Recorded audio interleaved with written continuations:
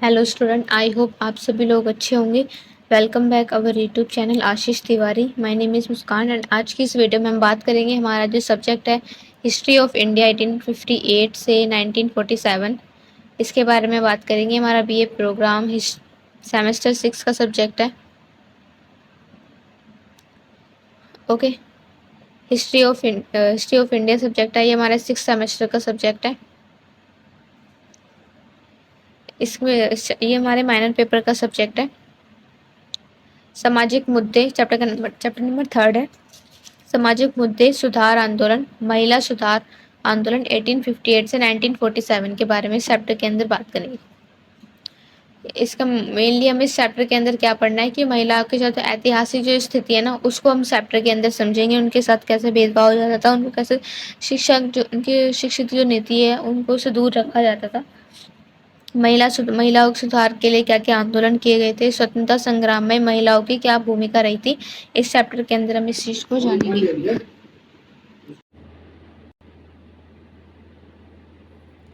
ठीक है।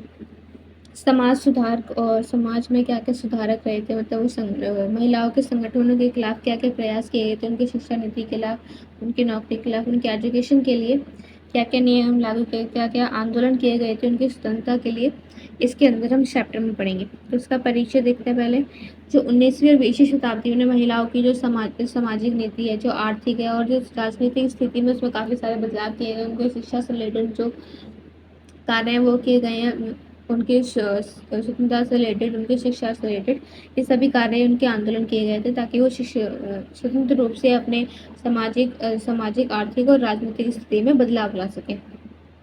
शिक्षा अधिकार और स्वतंत्रता के लिए महिलाओं ने संघर्ष शिक्षा के लिए, उनके अधिकार के लिए, अपनी स्वतंत्रता के लिए महिलाओं ने काफ़ी संघर्ष किए थे। कितने आंदोलन में उन लोगों ने भाग किया था ताकि उनको अपने शिक्षा का अधिकार मिल सके, स्वतंत्रता का अधिकार मिल सके और अब अपने डिसीजन को खुद ले सकें और उनको अपने शिक्षा पूरे करने का पूरा अधिकार हो।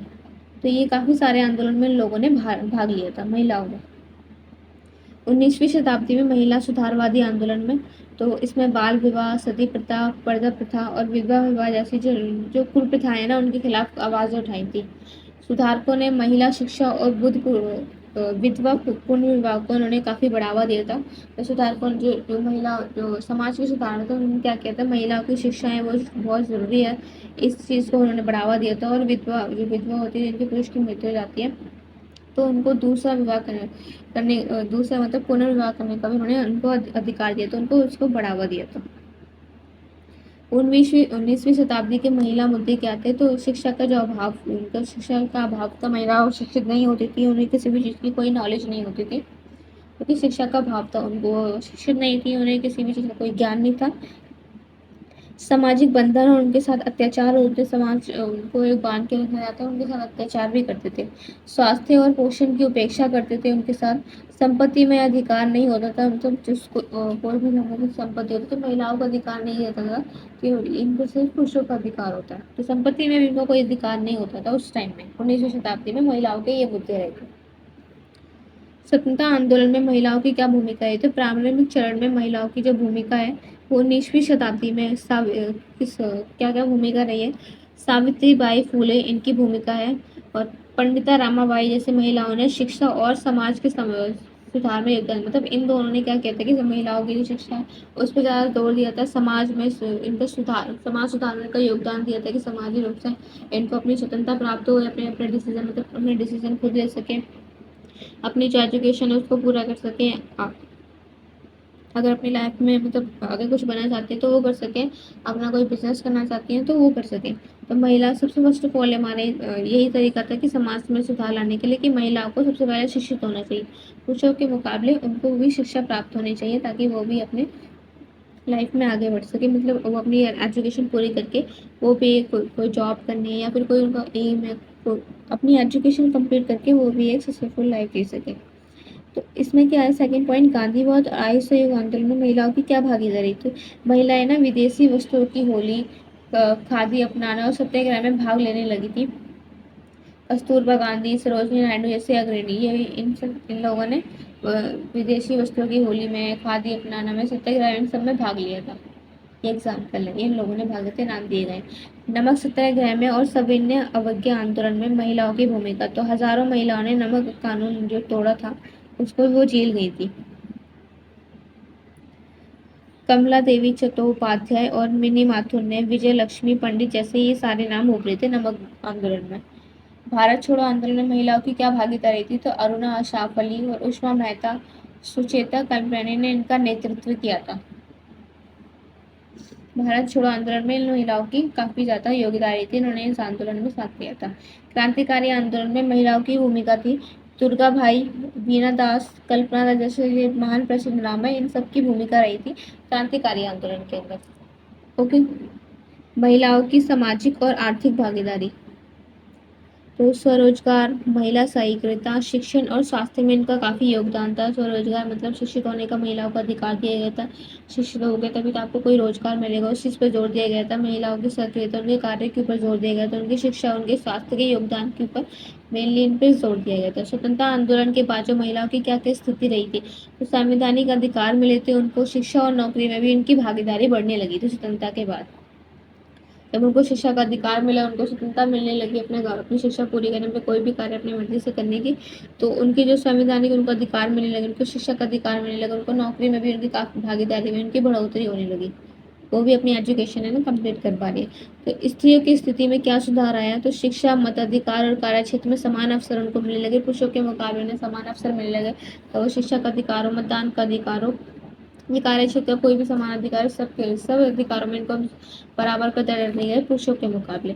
तो कन्या भ्रूण हत्या और दहेज जैसी समस्याओं पर काफी ज्यादा कानून बने थे। मतलब कन्या भ्रूण हत्या में क्या होता था कि लोग जैसे कोई भी लेडी जाके प्रेग्नेंट होती थी, तो उसमें पहली वो लिंग धारण कर लेते कि घर में उनके जो घर में लड़का है लड़की है, तो अगर लड़की होती तो उसकी वहीं पर उनके अंदर ही हत्या करवा देते, या फिर बाद में डिलीवरी के बाद उनके लड़कियों की हत्या करवा देते। और दहेज जैसी मतलब शादी के टाइम दहेज जैसी प्रथा होती थी, अगर दहेज नहीं दिया तो लड़कियों को मार दिया जाता था। तो इन सब सारी समस्याओं के तहत चलते काफी ज्यादा कानून बनाए गए उन सब के लोगों के खिलाफ। तो स्त्रियों की स्थिति सुधार के लिए सारे कार्य किए गए थे। स्त्रियों की स्थिति में सुधार के लिए प्रमुख सुधारकों और सामाजिक व धार्मिक संगठनों द्वारा उन्होंने क्या प्रयास किए थे, रखमा माई ने अनेक संघर्ष किए थे, बाल विवाह और स्त्रियों के जो अधिकार है ना उनके लिए कानून संघर्ष किया था, बाल विवाह को रोका गया था, स्त्रियों के जो अधिकारों के लिए उनके कानून बनाए थे। आर्य महिला समाज ने क्या किया था, महिलाओं की जो शिक्षा है ना उनके अधिकार, उनको काम करने के लिए एक संगठन बनाया था, जिससे महिला अपनी शिक्षा पूरी कर सके, आगे जो अपना रोजगार स्टार्ट करना है, उनकी जो नौकरी है उसमें उनकी बढ़ोतरी हो सके। अखिल भारतीय महिला संघ में क्या हुआ था, महिलाओं की सामाजिक और आर्थिक और राजनीतिक भागीदारी बढ़ाने के लिए उसे स्थापित किया गया था। डॉक्टर धोंडो केशव कार्वे ने विधवा पुनर्विवाह और महिला शिक्षा के समर्थक रहे थे, इन्होंने महिलाओं को विश्वविद्यालय की स्थापना के लिए प्रोत्साहित किया था। भारतीय स्त्री महामंडल, तो महिलाओं के लिए रोजगार, शिक्षा, स्वास्थ्य पर कार्य करने वाले उसको संगठन बनाया था एक भारतीय स्त्री महामंडल ने। तारकेश्वर आंदोलन में क्या हुआ था, बंगाल में जो महिलाओं के अधिकार और धार्मिक कृतियों के विरुद्ध इन्होंने काफी आंदोलन किए थे। निष्कर्ष है कि जो 1920वीं शताब्दी महिला आंदोलन ने महिलाओं की शिक्षा की, उनकी समानता की, उनके अधिकार दिलाने में अपनी महत्वपूर्ण भूमिका निभाई है। इन आंदोलन ने स्वतंत्रता संग्राम में महिलाओं की भागीदारी ने यह सिद्ध कर दिया था कि वे समाज की रीढ़ हैं, और उन्हें उनका मतलब अगर आप शरीर के अंदर रीढ़ की हड्डी नहीं होगी तो आपका जो शरीर है वो काम कैसे करेगा। तो वैसे ही महिलाएं वो समाज की रीढ़ है, अगर बॉडी की रीढ़ ही काम नहीं करेगी तो समाज पूरी तरह से वर्क कैसे करेगा, वो अपना कोई भी कार्य पूर्ण नहीं कर सकता। अगर आपके शरीर के अंदर रीढ़ नहीं होगी तो आप हिल भी नहीं सकते, आप कोई कार्य नहीं कर सकते। ठीक है, तो हमारा ये चैप्टर है ये कंप्लीट होता है। आपको ये चैप्टर समझ में आ गया होगा, कोई भी क्वेरीज हैं तो आप कमेंट बॉक्स में पूछ सकते हैं। इसकी PDF हमारे टेलीग्राम चैनल पर मिल जाएगी, इसकी लिंक डिस्क्रिप्शन बॉक्स में दे दी गई है, जिसने ज्वाइन नहीं किया है जाकर ज्वाइन कर लीजिए। डेली अपडेट्स के लिए आप हमारा व्हाट्सएप चैनल ज्वाइन कर सकते हैं, और पूरी वीडियो आप देखोगे तभी आपको ये चैप्टर है ये समझ में आ जाएगा। कोई भी क्वेरीज हैं तो इंस्टाग्राम पे कोई पेज को फॉलो करके पूछ सकते हैं, या फिर कमेंट बॉक्स में पूछ सकते हैं, आपको रिप्लाई मिल जाएगा। मिलता है हमारी नेक्स्ट वीडियो में। Thank you for watching.